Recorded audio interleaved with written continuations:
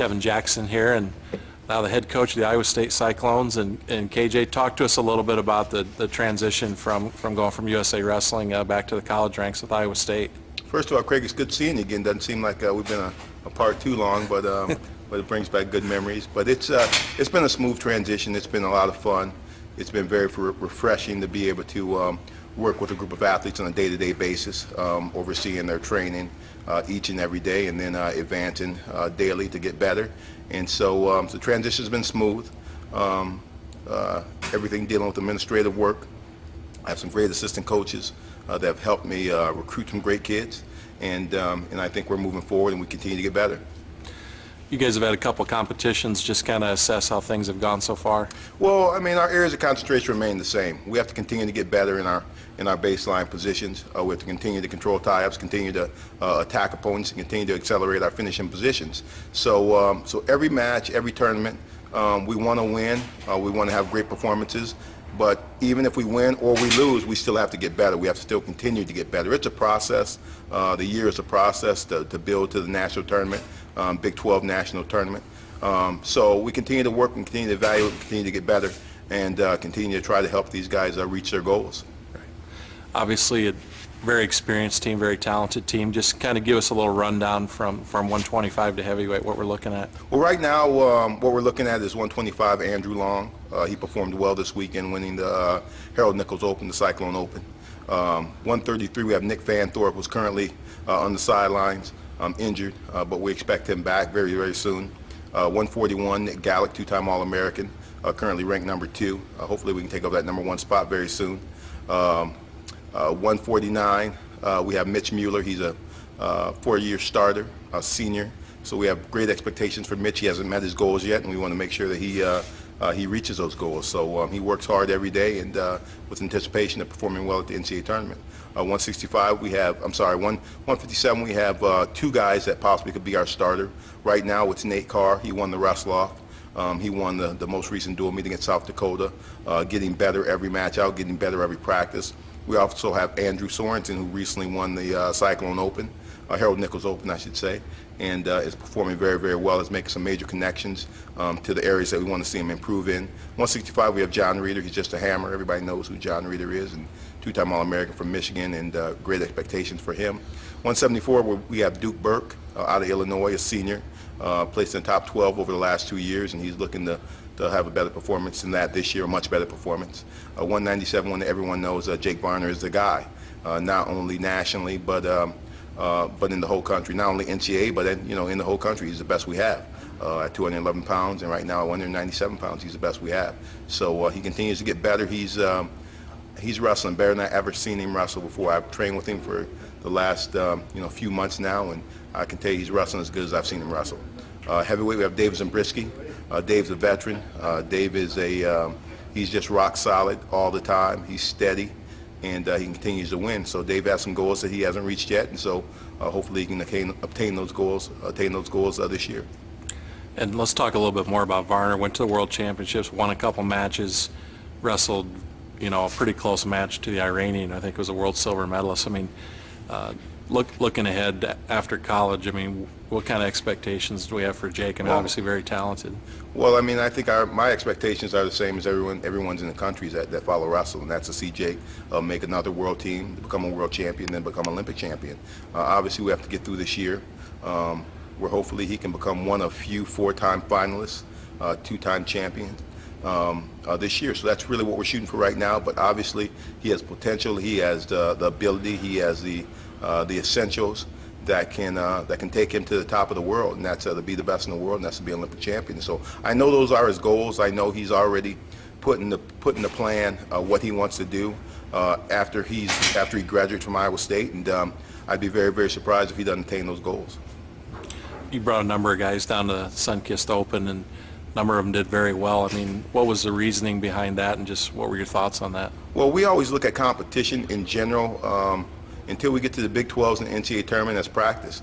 We continue to practice to get better, and everyone knows in practice we're trying to train our athletes at the highest level that they possibly could could train at. We try to present more obstacles in their training than we actually do in competition, therefore making practice tougher than match situations. So we took them out to Sunkist to see a higher level of wrestling, to wrestle a higher level of wrestler, a world-class wrestler, or a full-time freestyler, and throw our guys out there against the country's best. And that allows us to wrestle that level and compete at that level, but then it drops down to the national level where we should feel that we have more confidence because we have seen a higher level of wrestling. That's, I think, one thing that Jake got from having the chance to wrestle at the World Championships. He's wrestled against some of the best guys in the world. Iranian he lost to is a veteran. He's a world silver medalist, and he's capable of being the best in the world. So Jake wrestling at that level, I think opened his eyes up a little bit and gave him more a focus and gave him more of a belief in himself that he can accomplish even greater things. So that's kind of what Sunkist did for us as well. Most of these guys wrestle for Cael Sanderson the last 3 years. I mean, how did you approach the situation just coming in here? Because obviously, you know, he recruited and coached these guys, I mean, the majority of their careers. Well, yeah, I think they, Cael being here with these guys was, they thoroughly enjoyed that time with him. But I think they all realized that most of these guys all realized that they wanted to compete internationally, that they wanted to be Olympic and world champions. And I had spent quite a few hours, quite a few training days with them throughout their last 3 years, coming out to Colorado Springs or seeing them here in Ames. And so eventually they thought they were going to have to get to me anyway as national teams coach. And so fortunately for myself, I was able to put my hands on them a little bit sooner.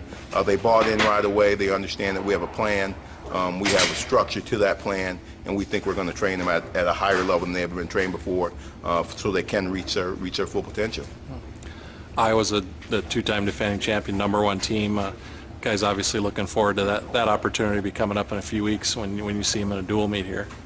Well, exactly. I mean, that's an event that's exciting. I think that rivalry is second to none in sports. The intensity that surrounds it, the energy that surrounds it, is very, very important to wrestling. It's very, very important to the state, and it's very, very important to both universities that we perform well.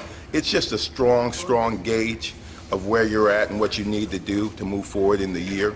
And so we look forward to it. We look forward to the opportunity to wrestle the best team in the country. And, Iowa's won the last two national championships, so they are the king of the hill at this time.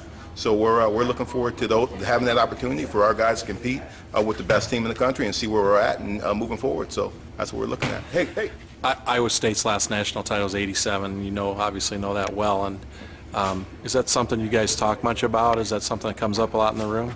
Well, we don't talk about so much the last national championship team, but we do talk about what we're going to do to try to reach our goals, what we're going to do to try to be the best team we possibly could be. We talk about when those guys signed, and most of these kids that are seniors and even juniors, when they verbal to Bobby Douglas originally before Cael took over, they came in with the goal of being a national champion as individuals, team champions, and beating Iowa in the dual meet.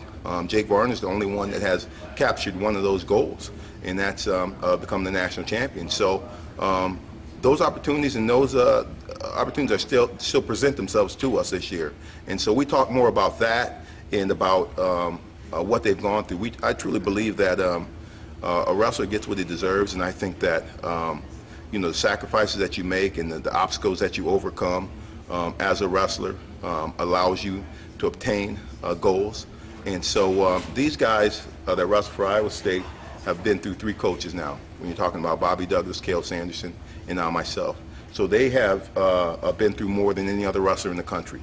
And so they deserve to win. But people that deserve to win don't always win. The people that win are the ones that are best prepared, the ones that put in the most work, and the ones that deal with the most adversity and still look forward and have the mentality to get it done and then perform when it's time to perform. So that's really what we're working towards, as opposed to looking in the past. Obviously, it's been a long time since we won a national championship, so we got some work to do. Talk a little bit about, you got Trent and Travis Paulson and Nate Gallick, 3 guys who have a great shot of being world team members, and Trent Paulson obviously was this year. Just talk about them and their experience here, training here.